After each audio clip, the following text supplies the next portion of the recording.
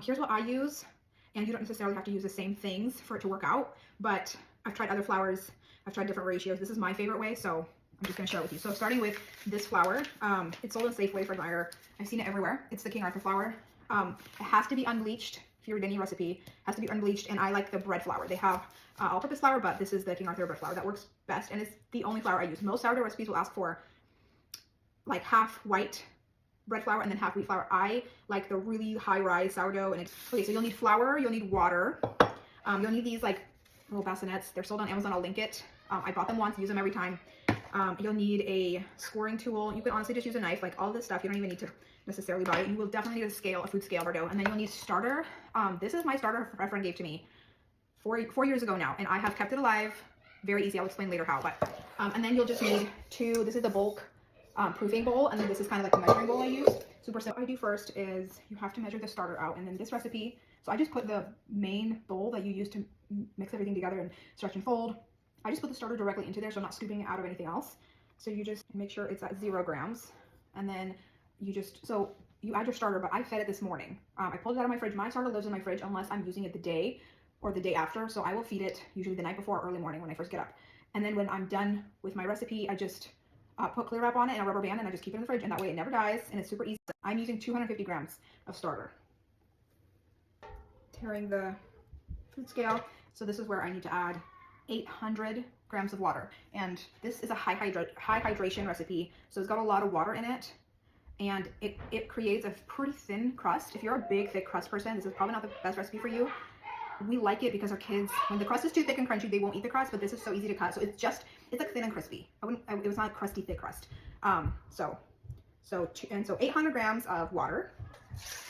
And then I'll just add it right into the bowl with the starter. And I'll just use a whisk and make sure that the starter is fully dissolved into the water. The starter is pretty much fully dissolved into the water. You do flour. So I'm going to add 1,000 grams of unbleached King Arthur bread flour. Measure out 1,000 grams of flour. And you add it right into the water and starter mixture. And so this next part, I used to use my hands, but that gets a little bit annoying because they get so dirty, and in this whole process you're washing your hands constantly. So I just use a spatula, and it works great. Like, incorporate all the flour with the water all together in a mass. And this is the consistency, roughly. First 40 minutes, it just needs to sit and really build up the glucose, not the glucose, I don't know what, the gluten, not the glucose. It needs to build it up, and you basically just need to let it sit with a light towel over. Okay, so it's been 40 minutes-ish, and there's not really a big difference with how it looks, but at this point, we're gonna add 50 grams of water, additional 50 grams, and 20 grams of salt, and the salt that is recommended for most sourdough is pink Himalayan salt. I buy mine at Costco.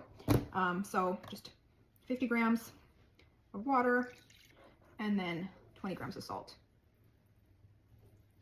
This recipe is called 85% hydration because the ratio is 1,000 grams of flour to 85, so 850 grams of water, so it's 85% hydrated. And I know other recipes are not as watery, and this will result in the dough being a lot more sticky maybe than other recipes, but that's okay because the trick is just when you're working with it, just to wet your hands and just use really wet hands, and then that way it's not as sticky. So for this step, instead of using a spatula, because you really want to incorporate the salt and the water, I just reach in and squeeze. So you just want to squeeze all that water and salt in. This is where we're going to begin the process of every 30 minutes stretching and folding. So you're going to do that every 30 minutes for up to 4 times, and then after 30 minutes, once an hour, twice. So that's a rough estimate. I don't always follow that perfectly. I don't even set a timer. For the first few times, you probably should, just because I've done this for 4 years now, so I kind of have my method down. But you want to get a good like 8 stretch and folds in the first maybe 2 hours, and then you got to let it sit. So I'll just let you know how I stretch and fold, and then we're just gonna let it sit in a damp towel in a semi-room temperature or warmer space in your kitchen. You don't want it to get too cold. Sometimes I'll even have the oven light on, and I'll just put it in the oven between stretches and folds just to kind of give it a little bit extra warmth. Not too hot because that can ruin it too. So it's been about 30 minutes. This is what it looks like. Hands are wet, and it'll be easier to stretch and fold. So do you see that? It's pretty wet in the beginning until it gets all that gluten. So I just take a corner or an edge and I just pull and just kind of smack it into the center. And that's all, just like 4 times. And then you want to put it back and then wait another 30 or so minutes and then do that several times. So it's been another 30, starting to develop that. Doesn't stick to my hand at all because it's, so another 30. All the air bubbles that are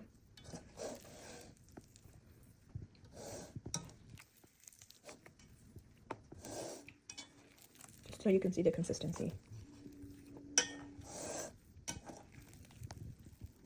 It's been about 8 hours since I started. So if you can see, it's got a lot of bubbles. So it needs about 12 to 16 hours to rise or bubble. So I'm just gonna, 2 baskets come in.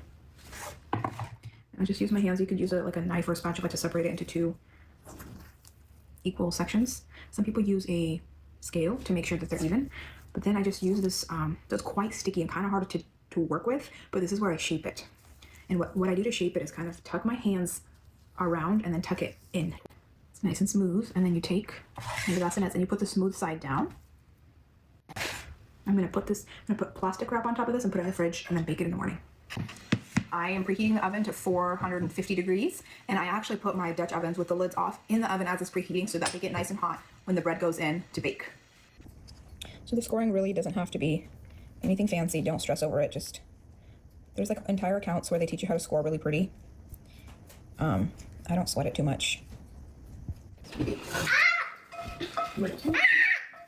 good, full of air bubbles, and it's got very thin crust. Oh, yum.